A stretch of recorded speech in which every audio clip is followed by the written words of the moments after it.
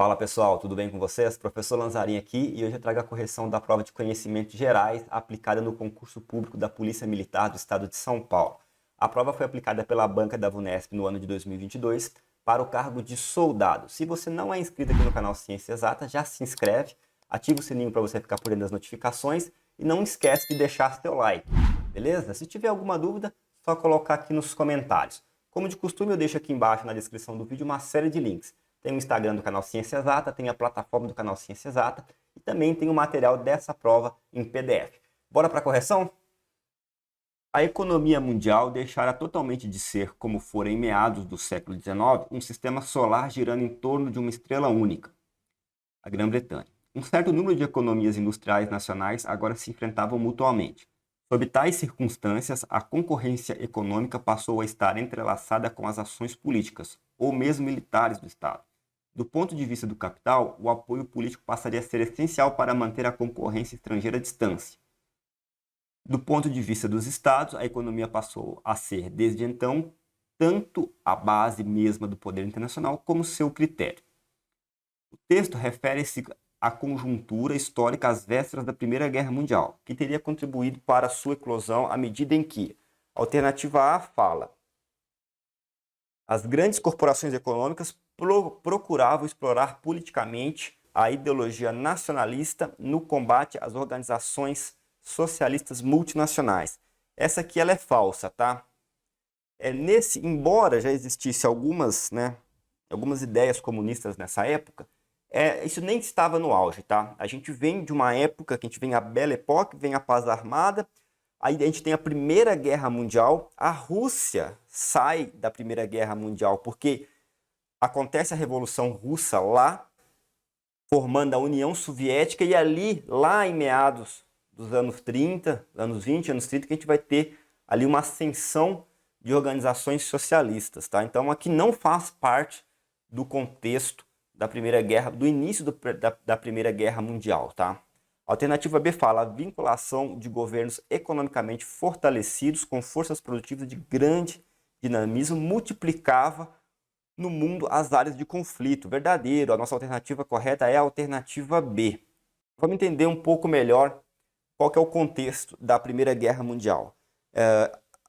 A Europa, pouco antes da Primeira Guerra Mundial, vem de uma época de grandes invenções, né? A Idade das Luzes, a Belle Époque.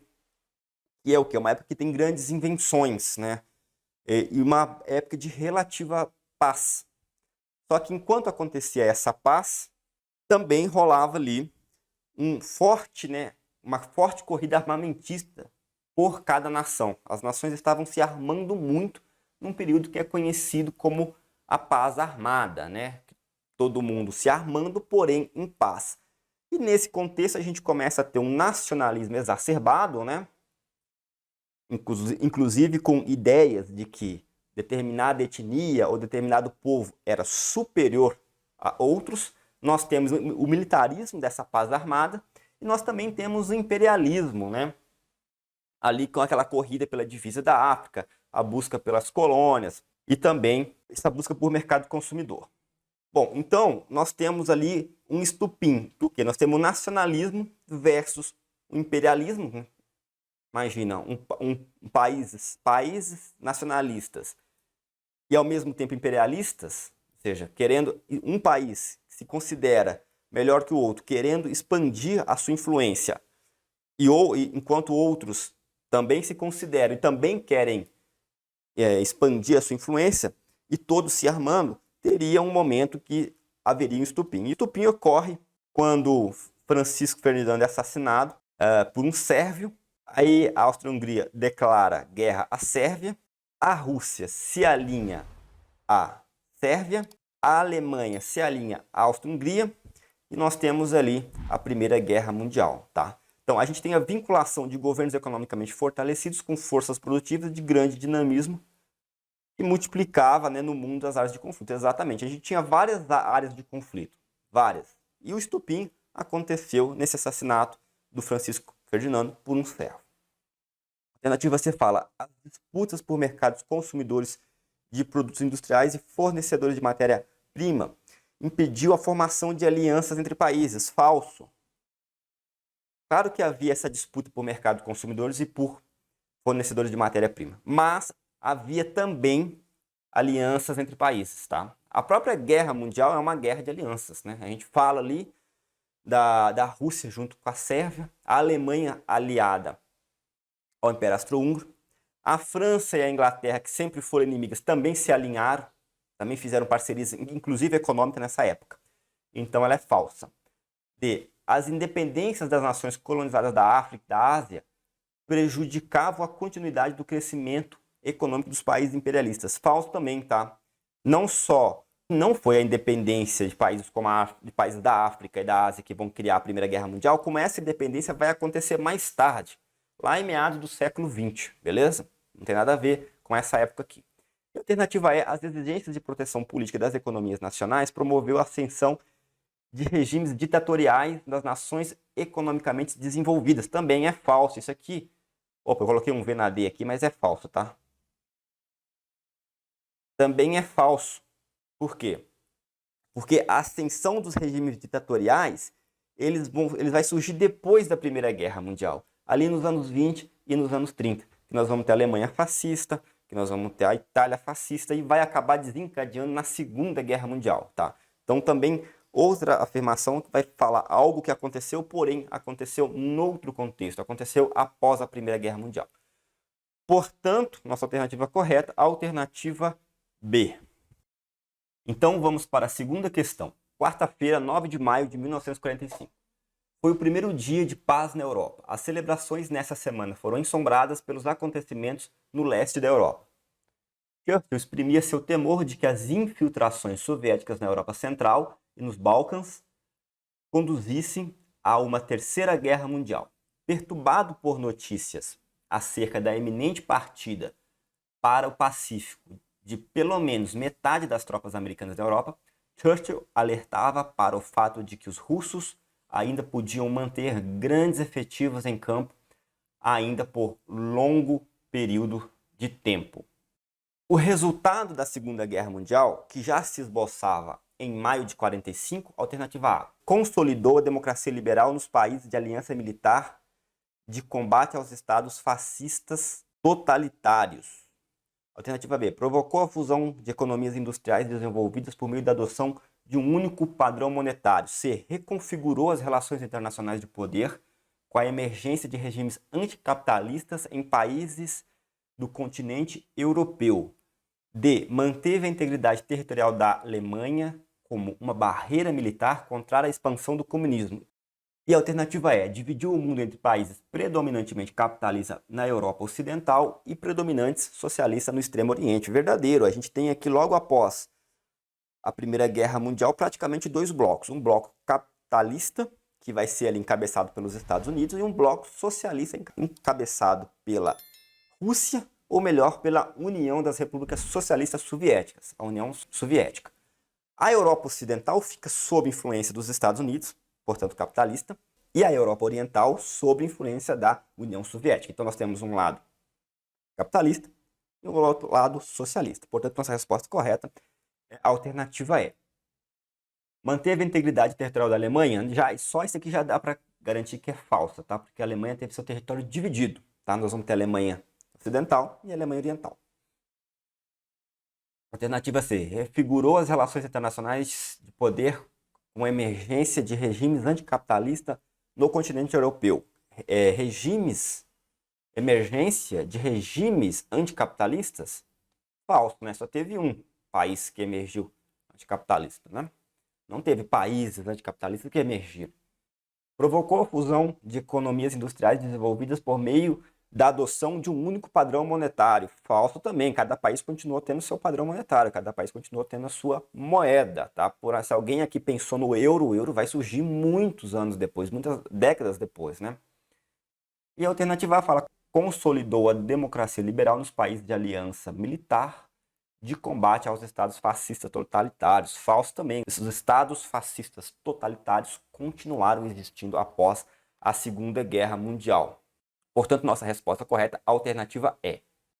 Então, vamos para a terceira questão. No texto da Constituição aprovado finalmente a 24 de fevereiro de 1891, a Igreja foi forçada a resignar-se. casamento civil, ensino leigo, secularização dos cemitérios, recusa de direitos eleitorais aos religiosos ligados por voto de obediência, regime-se, portanto, o clero secular da cláusula restritiva. Bom, esses tópicos da primeira Constituição republicana. Alternativa A, impedir a participação política da hierarquia católica ao longo da República. Não impediram, né? Participar poderia. Então, essa aqui é falsa. Alternativa B, foram suspensos pela Constituição de 1934 com a adoção do regime do padroado. Falso também, tá? O que é o regime do padroado? O regime do padroado é o quê? É quando o poder político exerce influência sobre o poder religioso. Tá? Então, houve adoção do regime do padroado da Constituição de 1934, ou seja, o governo, o Estado exercendo influência sobre o poder religioso? Não, não aconteceu isso, tá? Alternativa C, impuseram o beneplácito do Poder Executivo Federal às bulas papais. Aqui nós temos o contrário da outra, né? Impuseram o beneplácito do Poder Executivo Federal às bulas papais. Nós temos aqui o contrário. O que é o papado? É o poder religioso exercendo poder sobre o poder político. Nós não vamos ter isso, está lá no texto. A gente tem ali uma divisão entre o poder político e o poder civil, o poder religioso. Exatamente isso o texto está falando, né? Uma coisa, outra coisa, outra coisa. Há uma divisão clara entre o poder político e o poder religioso. Então, pelo mesmo motivo que é falsa a B, é falsa também a C. Ou seja, não teve nem papado, nem padroado, beleza? D. Sujeitaram-se legalmente os bens dos mosteiros aos interesses do Estado. Falsa. Nós temos aqui uma separação do Estado e da Igreja, tá? Não está proibindo participação política, né, de religiosos, né? E também não está falando que a D fala o que é sujeitar legalmente os bens dos mosteiros aos interesses do Estado. É tomar. Você simplesmente chegar ali e tomar. Não, o Estado não fez isso, tá? Simplesmente, como eu disse mais uma vez, separou o poder político, separou o poder religioso. A alternativa E fala, referiam-se às relações entre o Estado e as instituições religiosas. Exatamente, é o que o texto fala. O texto fala exatamente isso, eu também expliquei aqui. Simplesmente é um texto falando sobre as relações entre o Estado e a instituição religiosa, em que faz o quê? Faz ali uma divisão, né? O próprio texto aqui deixa, né? Olha lá, como é que é o nome do texto, de onde foi tirado esse trecho. A Igreja na Primeira República. Beleza? Então a alternativa correta é a alternativa E. Tão visivelmente defeituosa era a prática do nosso sistema representativo que os estadistas, legisladores e escritores políticos do Império e da Primeira República costumavam atribuir-lhe a principal responsabilidade pelos males do regime. Com semelhante visão dos problemas políticos brasileiros, é muito explicável que o aperfeiçoamento da legislação eleitoral tenha sido um dos mais eficientes slogans da campanha que resultou a Revolução de 30. Os governos de Getúlio Vargas, de 1930 a 1945, procuraram responder a essa questão do regime representativo. Alternativa A, qualificando o voto popular por meio da concessão de direitos civis aos operários urbanos. Falsa, tá? Essa questão aqui ela tem um problema entre ela própria, né? Qualificando o voto popular por meio de concessão dos direitos civis aos operários urbanos. Não aconteceu isso. Você vai qualificar voto por concessão de direitos civis aos operários urbanos? Alternativa B, suspendendo as eleições para presidente da República após a adoção constitucional do voto secreto. Verdadeiro, tá? Quem assistiu às nossas aulas lá, correção dos simulados, viu eu falando sobre isso lá. Nós vamos ter a Revolução de 1930, a promessa de eleições e legislações novas, tá? E legislação nova, uma nova Constituição. Getúlio Vargas vai ficando no poder até que acontece a Revolução de 1932 em São Paulo, que foi tema de uma questão do simulado nosso aqui no Ciência Exata. Getúlio Vargas, em 1934, finalmente promulga uma nova Constituição e é eleito. Nessa Constituição, existe o voto secreto? Existe. Mas ele é eleito como? Ele é eleito pelo voto indireto. Ou seja, ele dá o direito da população votar, né? Inclusive voto secreto, mas ele não faz uma eleição para eleger ele próprio. Ele faz o quê? Ele faz uma eleição indireta. Ele é votado com o voto não das pessoas, né? não dos populares, que ele tinha dado o direito de votar. Tranquilo? Então isso é Getúlio Vargas. Resposta correta, nossa alternativa B. Alternativa C. Generalizando as consultas plebiscitárias nos casos de reformas políticas mais relevantes. Nossa, não podia ser mais falso. Falsa. Vocês acham que realmente um cara que não se sujeita a nenhuma eleição vai sujeitar decisões políticas a plebiscito? Nunca, né? Alternativa D. Ampliando o direito ao sufrágio à grande massa de trabalhadores imigrantes das indústrias. Falsas também. Falsa também. Nós estamos vivendo aqui uma época de nacionalismo, né? Não ia dar direito a voto a imigrantes. Nunca. Também é falsa.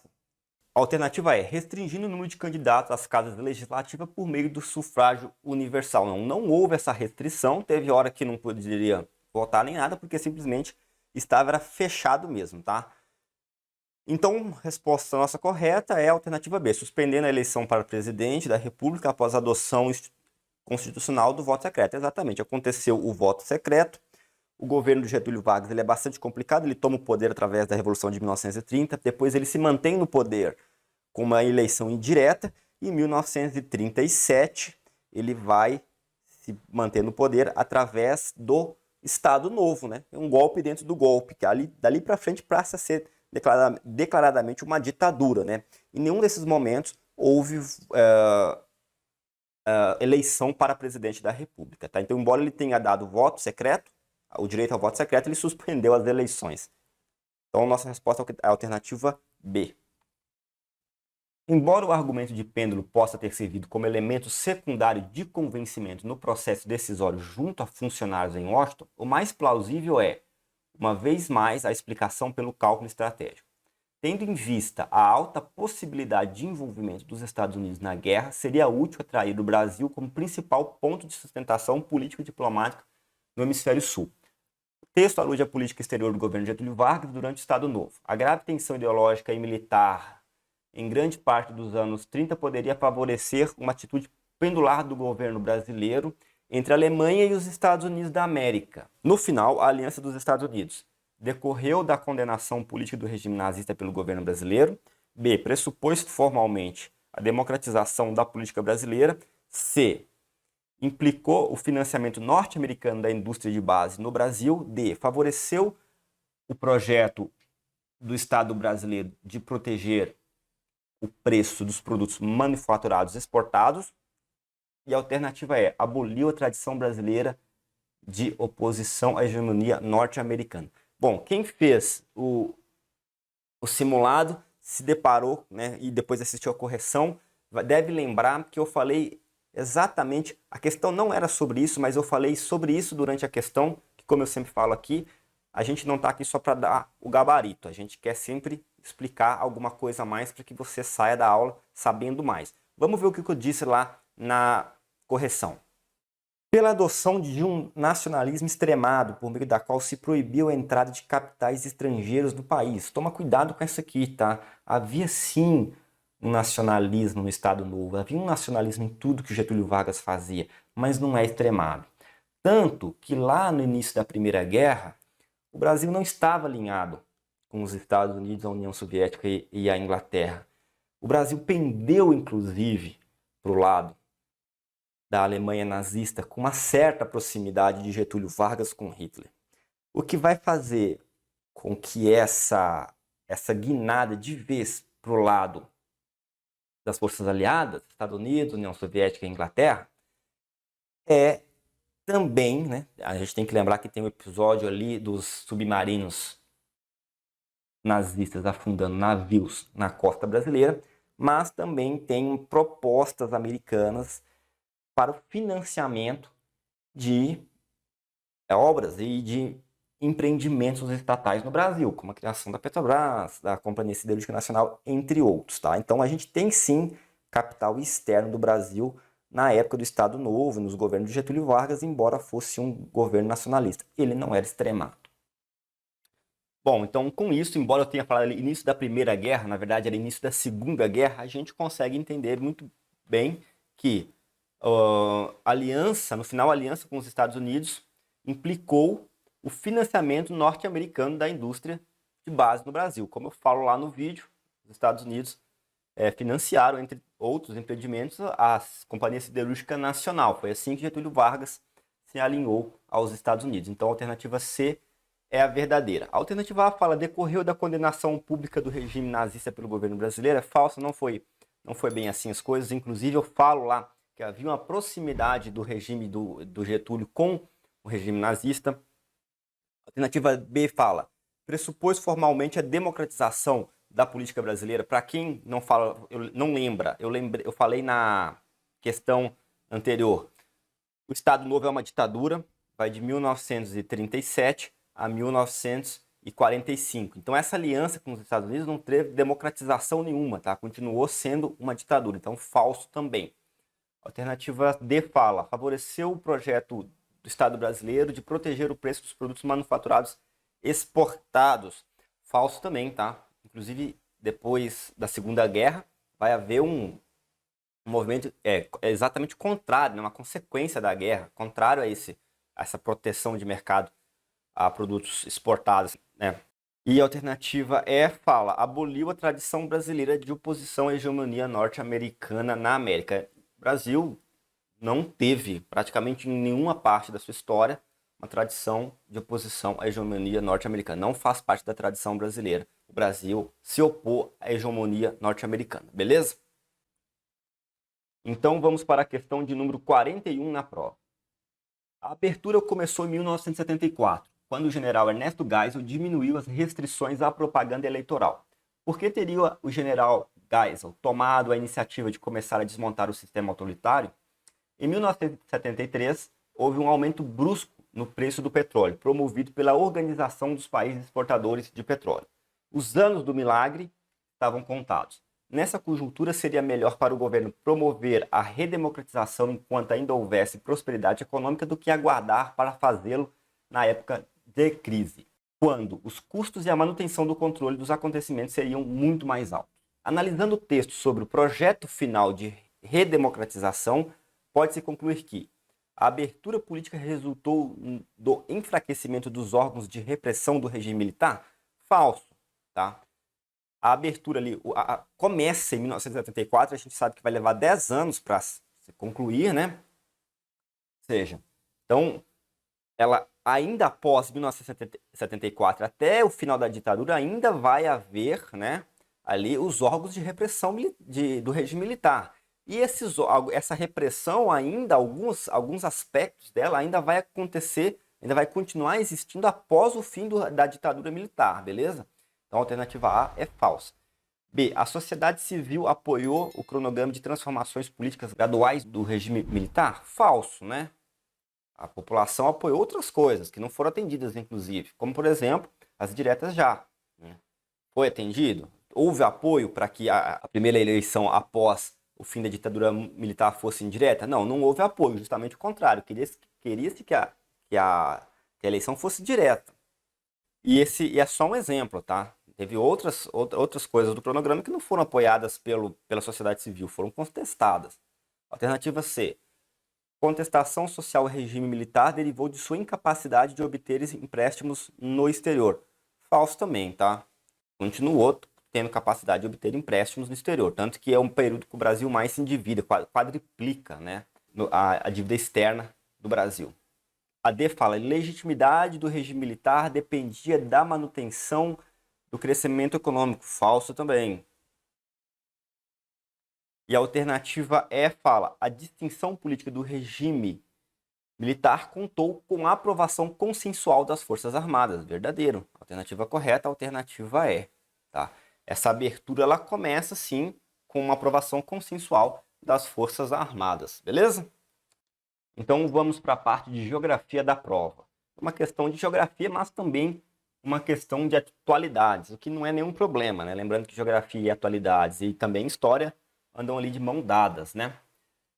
Nestas primeiras décadas do século XX, várias regiões do mundo apresentam tensões geopolíticas que provocam sérias preocupações globais. Leia os textos a respeito dessas tensões no continente asiático. Então, o texto 1 fala o seguinte: o país e a ilha, uma das tensões diplomáticas mais antigas e mais sérias do mundo atual, voltam a trocar farpas nessa semana, após 4 dias consecutivos de aviões do grande país tendo voado na zona de defesa aérea da ilha. A tensão acende o alerta dos Estados Unidos. Bom, nós temos aqui um país e uma ilha, né? O nosso texto fala da tensão entre um país e uma ilha. Esse país, ele é referido como um grande país, né? Aqui na reportagem, que invade o espaço aéreo da ilha e gera tensão nos Estados Unidos. Aqui nós temos o quê? Aqui nós temos, claro, o embate de China versus Taiwan. China é o grande país, Taiwan a ilha, e os Estados Unidos sempre ali apoiando Taiwan, tranquilo? Então nós temos China e Taiwan no primeiro texto. No segundo fala, uma revolta pacífica contra o presidente há 10 anos se transformou em uma violenta guerra civil. O conflito deixou mais de 300 mil mortos, devastou cidades e atraiu outros países para disputas. Centenas de grupos rebeldes surgiram e não demorou muito para o conflito se tornasse uma guerra. Potências estrangeiras começaram a tomar partido, enviando dinheiro e armamento e combatentes. Se a gente olha as nossas alternativas, a gente já sabe que a primeira é a China, então a gente fica entre a C e a A. Bom, então, se o primeiro texto, né, se 1 é sobre China e Taiwan, o segundo vai ser sobre o quê? Síria ou Iraque? Bom, veja só, revolta pacífica que começou há 10 anos. A questão do Iraque foi muito mais antiga. O Iraque foi lá no início dos anos 2000, beleza? Se transformou numa violenta guerra civil, ou seja, uma guerra dentro do país, né? O Iraque foi invadido por uma outra nação. O conflito deixou mais de 300 mil mortos, devastou cidades e atraiu outros países para a disputa. Surgiram também ali grupos rebeldes. Nós estamos falando claramente o quê? Da Síria, tranquilo? Aqui, então, nós temos a situação da Síria, que sim, começou com uma revolta pacífica ao ditador, né, Bashar al-Assad, e depois se transformou numa guerra civil com grupos rebeldes e também virou ali um campo de guerra entre outras nações, numa guerra por procuração. Então você tem ali os Estados Unidos atuando de um lado, você tem a Rússia atuando, você tem a Turquia no norte, você tem Israel, então virou uma grande bagunça ali, né? Uma questão bastante difícil de entender, de tamanhos personagens nesse palco de guerra, né? Então nós estamos falando da Síria. E na minha opinião, o 3 é o mais claro, porque é o mais recente e foi o que mais chocou tudo, acho que é o que está mais vivo na cabeça de todo mundo aí, pelo menos dos últimos meses. O grupo extremista ocupou toda a estrutura do aeroporto assim que terminou a saída dos militares dos Estados Unidos e declarou o país islâmico como uma nação livre e soberana. Aqui nós estamos falando do Afeganistão, né? As imagens do pessoal correndo atrás dos aviões e tentando se pendurar para sair do país é algo ainda bastante recente, né? E lembrando que esse grupo extremista é a Al-Qaeda, né? Que tomou o poder após a retirada dos militares dos Estados Unidos. Então a gente tem China e Taiwan no primeiro conflito, a gente tem a Síria no segundo texto, né? No conflito do segundo texto, e a gente tem o Afeganistão ali no terceiro texto. Então, a nossa resposta correta é a alternativa A. O texto 1 e 3 refere-se respectivamente à China e Taiwan, depois à Síria e depois ao Afeganistão. Então, vamos para a próxima questão. Analise o mapa a seguir. Problema ambiental. Bom, aí vocês veem um mapa mundi com áreas marcadas em preto e um cinza. Na legenda a gente vê que a parte preta é de alto risco e cinza de risco moderado. A questão pede, o mapa identifica áreas do mundo que apresentam, alternativa A, erosão dos solos devido a elevadas quantidades de chuva nos meses de verão, a B fala em chuva ácida, fenômeno frequente durante os períodos com baixas temperaturas, A C fala em desertificação provocada, entre outros fatores, pelo uso intensivo dos solos. A D fala em poluição das águas fluviais provocadas pelas fortes concentrações humanas. E a E fala em desmatamento ativo em decorrência da rápida expansão da agropecuária.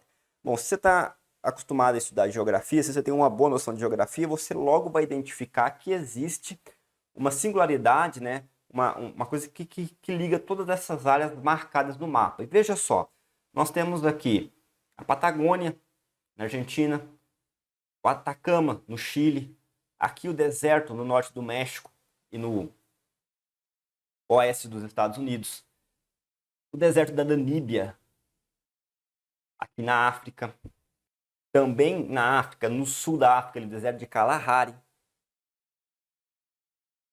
o deserto de Vitória, na Austrália.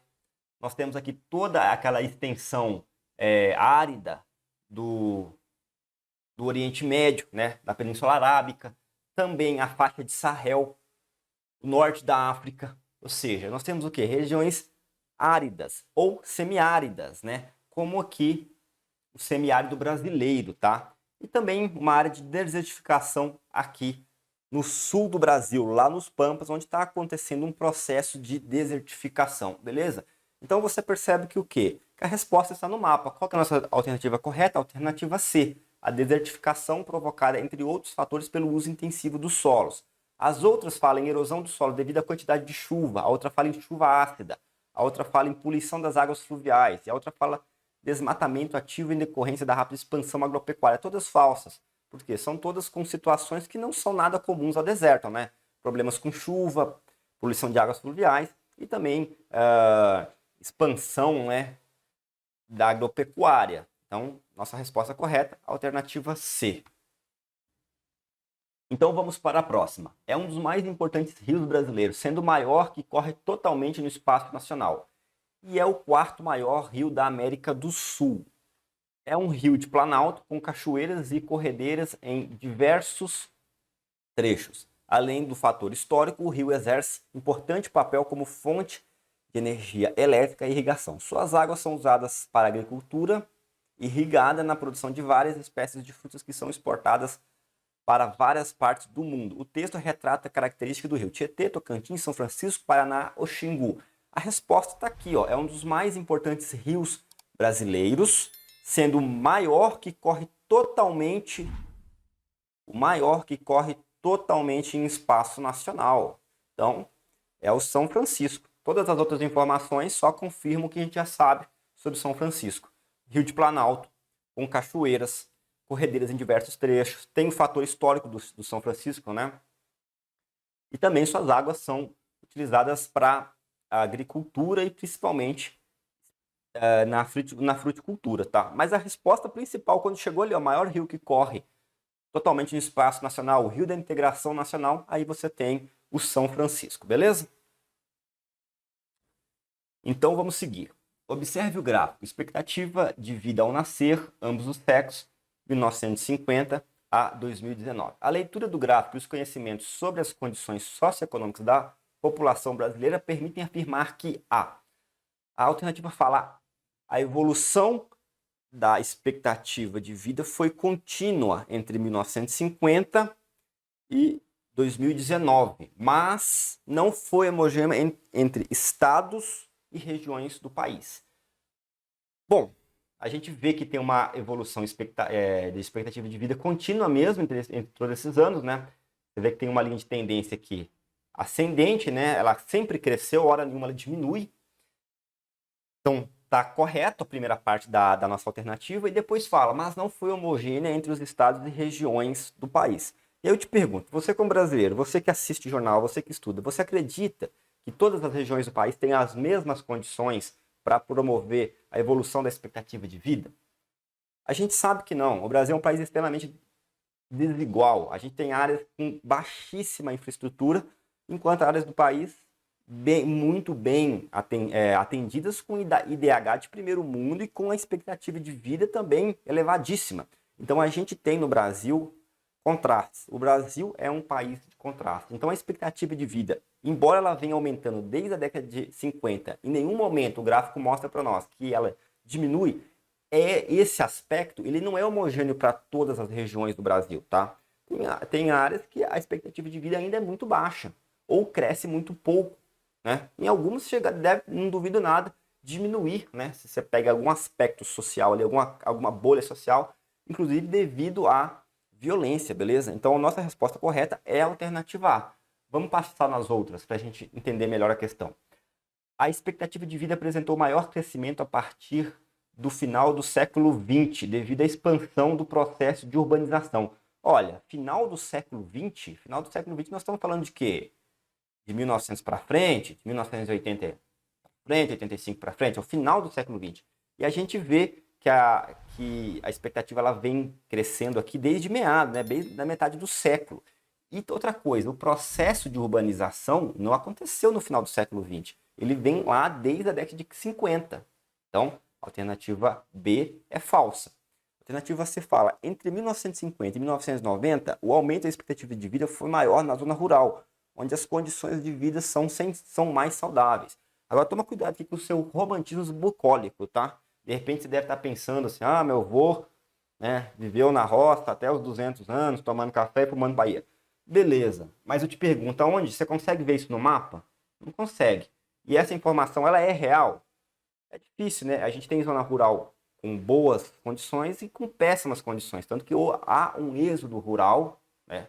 E as expectativas de vida nas cidades, elas vêm crescendo. Então, a alternativa C é falsa também, tá? A alternativa D fala, desde 1980 houve um fenômeno típico no país desenvolvido. O aumento da expectativa de vida acelerou o crescimento vegetativo. Essa aqui é falsa, tá? Por quê? Então, o que é esse crescimento vegetativo? O crescimento vegetativo ele nada mais é do que a taxa de natalidade sobre a taxa de mortalidade. Ou seja, a taxa de natalidade é os nascimentos pelo número da população e a mortalidade, né, quantidade de óbito, pela população, né, pelo número de habitantes. Então, um pelo outro, a gente vai ter ali o crescimento vegetativo. O crescimento vegetativo do Brasil ele vem caindo há algumas décadas, né? Vamos dar uma olhada aqui no mapa. Bom, aqui a gente tem, né, a taxa de natalidade, né, nessa linha mais alta, vocês percebem que ela vem caindo. Depois nós temos aqui a taxa de mortalidade, que ela vem caindo também nos últimos anos. Teve um aumento aqui na década de 20, né? Mas a gente sabe que nós estamos vivendo um período de exceção também, né? Pandemia e tudo mais. E aqui embaixo nós temos o crescimento vegetativo do Brasil. E você consegue perceber que de 1950 até 1960 ele aumenta. Mas de 60 para frente ele só diminui, tá? Então, o crescimento vegetativo do Brasil ele vem caindo há muito tempo. E tem outra questão aqui também. Fala que o fenômeno típico de país desenvolvido, o aumento da expectativa de vida acelerar o crescimento vegetativo. Não, tá? Geralmente, país desenvolvido tem baixíssimo crescimento vegetativo, quando não é negativo, né? A população está realmente diminuindo, porque as taxas de natalidade tendem a cair em lugares mais desenvolvidos, tá? E a alternativa E vai falar o seguinte: as pequenas e médias cidades tendem a apresentar expectativas de vida mais altas e, de modo geral, mais semelhantes entre si. A gente consegue ver isso no mapa? Não, não tem nada. A gente não consegue ver nenhuma distinção ali entre cidade nem nada, tá? E a gente pode tranquilamente, com os nossos conhecimentos de geografia, falar saber que não é necessariamente porque a cidade é pequena ou média que ela vai ter uma expectativa de vida mais alta do que as outras, beleza?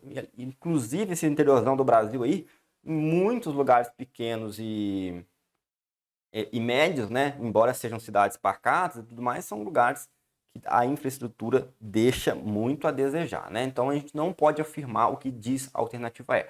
Portanto, a nossa resposta correta é a alternativa A. A evolução da expectativa de vida foi contínua entre 50 e 2019, a gente vê pelo mapa, e a gente sabe que não foi homogênea entre os estados e as regiões do país. Vamos seguir. Observe o gráfico. Participação regional na produção industrial brasileira. Então a gente tem aí todas as regiões do Brasil, né?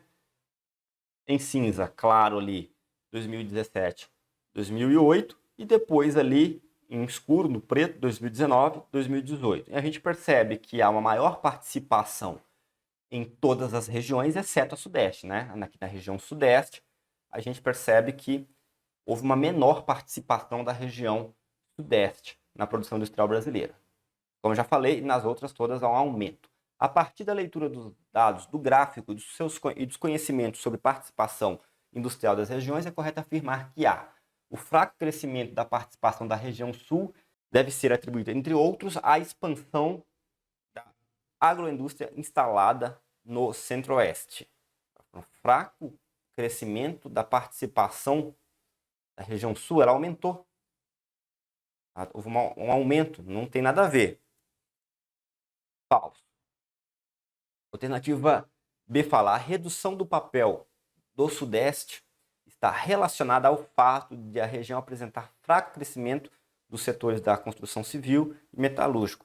Falso também. A gente sabe que a região Sudeste está ok que teve uma redução da participação dela, né, regional, no crescimento da indústria, né, mas não podemos falar que seja um crescimento fraco na construção civil e metalúrgico. A alternativa C fala: o crescimento da participação das regiões Norte e Nordeste deve-se principalmente à expansão da indústria extrativa mineral. Embora tenha uma expansão da indústria extrativa mineral, não é o suficiente para dizer que o crescimento se deu devido a isso, né? A alternativa D fala: a instalação de várias multinacionais no setor de informática nas regiões Nordeste e Norte são responsáveis pelo aumento da participação industrial.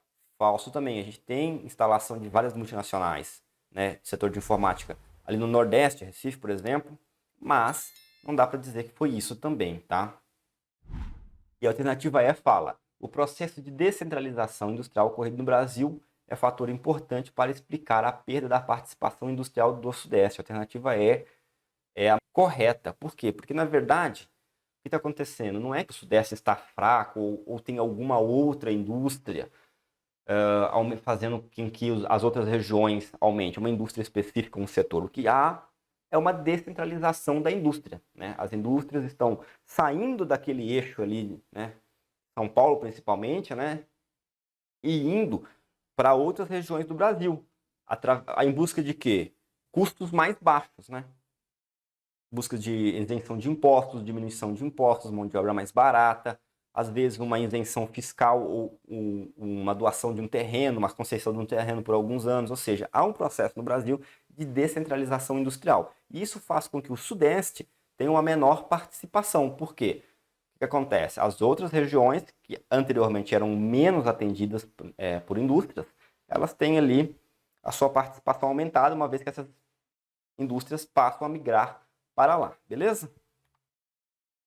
Então vamos para a questão de número 47. Com mais da metade de sua área degradada, o bioma ainda aguarda o título de Patrimônio Nacional pela Constituição Federal, como já obtido por outros ecossistemas do Brasil.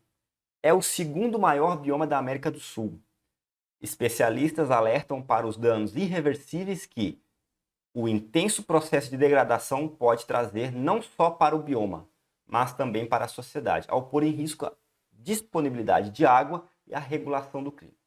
O bioma se estende por 2 milhões de quilômetros quadrados do território brasileiro, o que equivale a quase 24% do país. Contudo, a área com vegetação íntegra do bioma já foi reduzida a cerca de 20% da sua cobertura original.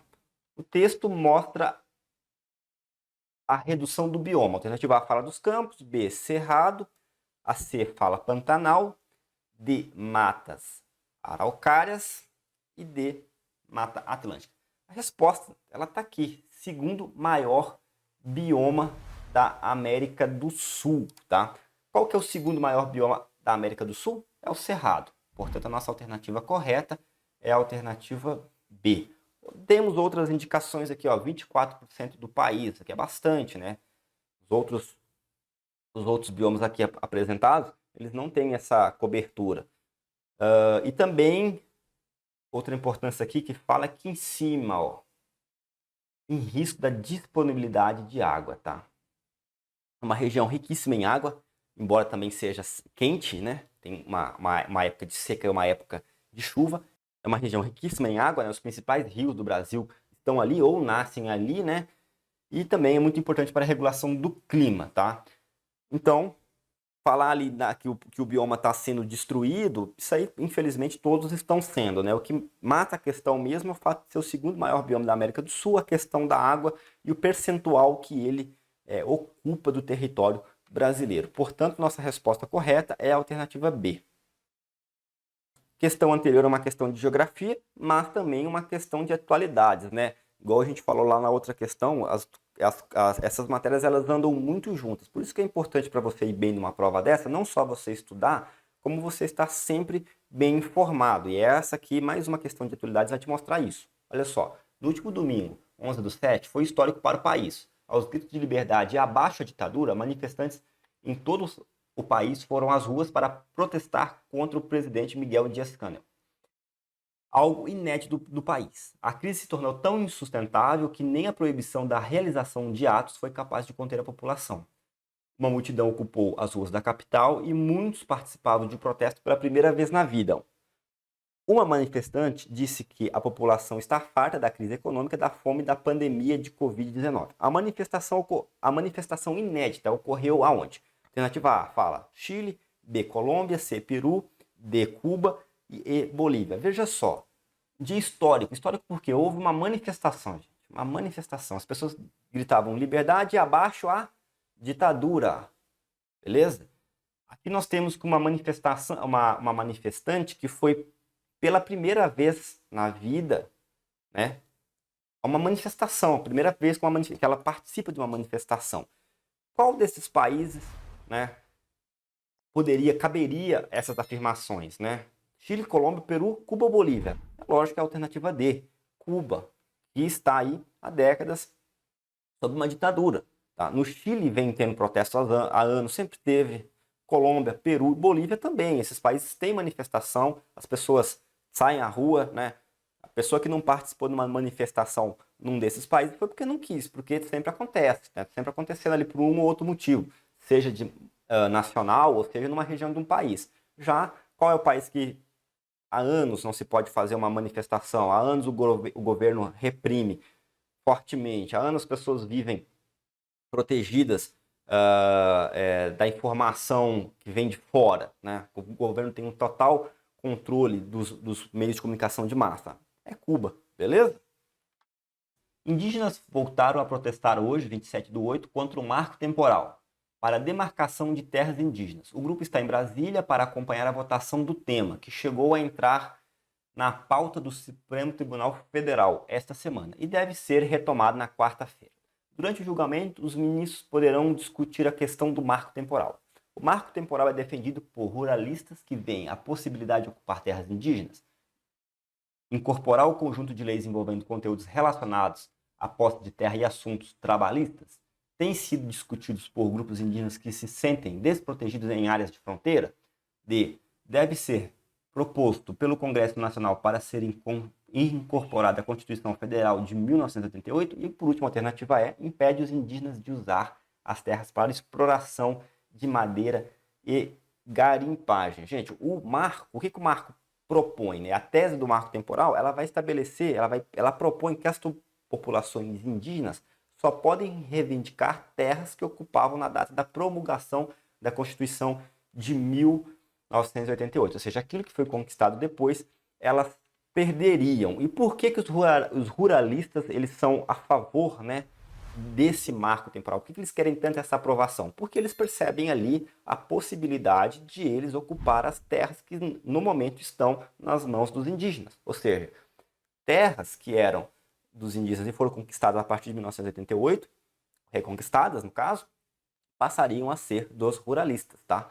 Lembrando que o marco temporal, ele não fala que os ruralistas devem ocupar só as terras que eles tinham até 1988. Isso serve para os indígenas. Então a resposta correta para nós é a alternativa A. O marco temporal é defendido por ruralistas que veem a possibilidade de ocupar terras indígenas. Então chegamos finalmente à última questão da nossa prova de conhecimentos gerais. Os líderes das 20 principais economias do planeta, o G20, anunciaram neste domingo 31/10 em Roma um compromisso para tentar conter as mudanças climáticas e limitar o aquecimento global a 1,5 graus Celsius nos próximos anos. Uma das soluções propostas para limitar o aquecimento global foi a alternativa A, fala em modernização dos navios movidos a combustíveis fósseis que circulam pelos oceanos e poluem as águas. A alternativa B fala a redução da concentração demográfica das grandes e médias cidades, locais geradores de poluição atmosférica. A alternativa C fala o fim do financiamento de novas usinas de carvão mineral para a geração de energia termoelétrica. A D fala o incentivo à construção das usinas nucleares nos países pobres do hemisfério sul. A alternativa E fala a substituição do Acordo de Paris assinado em 2015 por um novo acordo climático mais audacioso.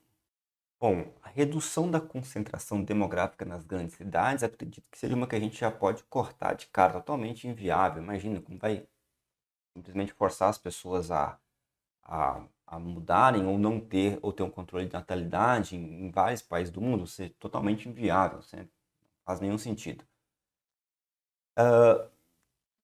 A gente até falou sobre aquecimento global na correção de um dos simulados, e lá foi falado que o principal inimigo, né,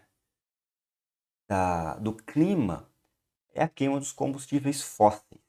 E nós temos aqui algumas alternativas que vão gerar em torno disso. A alternativa A fala modernização dos navios movidos a combustíveis fósseis que circulam pelos oceanos e poluem as águas. Falsa, né? Os navios movidos a combustíveis fósseis, eles queimam combustível fóssil e esse combustível fóssil é jogado na atmosfera, não na água. E também os navios, embora extremamente importantes e que movem a maior parte da carga do mundo, a gente tem um inimigo maior, né? Nós temos uma poluição que vem dos carros, dos aviões, maior do que os navios, né? Os navios nesse momento não é uma preocupação primordial, podemos cortar tranquilamente. Outra que a gente pode cortar também é a alternativa E, substituição do Acordo de Paris, assinado em 2015 por um novo acordo climático mais audacioso. Complicado, né? Até para baixar, até para manter nesses 1,5 que está complicado, é capaz que não se consiga. Tem muitas nações que estão arrumando meios de contornar, né, esse acordo, então a gente, infelizmente, não vai conseguir nada mais audacioso que isso. E voltando no aspecto do combustível fóssil, a gente tem aqui o incentivo à construção de usinas nucleares nos países pobres do hemisfério sul. Mas o que isso tem a ver com combustível fóssil?